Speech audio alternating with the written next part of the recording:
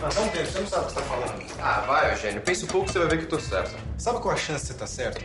0,0001%. Melhor assim. Prefiro ficar sozinho com minhas convicções do que errar junto com a massa. Ô, parou. Vocês estão atrapalhando minha concentração. Ô, Ludi, que concentração você precisa pra fazer um macarrão com salsicha?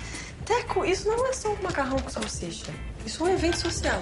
Então liga pra Nara e pede pra ela trazer mais Coca-Cola zero, que essa não vai dar. Ó, Ludi, você vai ser a juíza.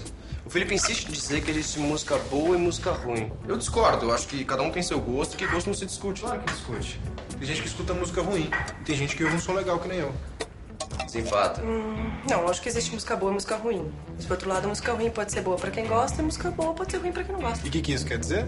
Quer dizer que a Ludi ficou em cima do muro, Felipe. Ah, quando é pra ficar contra mim, vocês concordam. Fora daqui. Os dois. Vai. Ah! A Coca-Cola zero fica.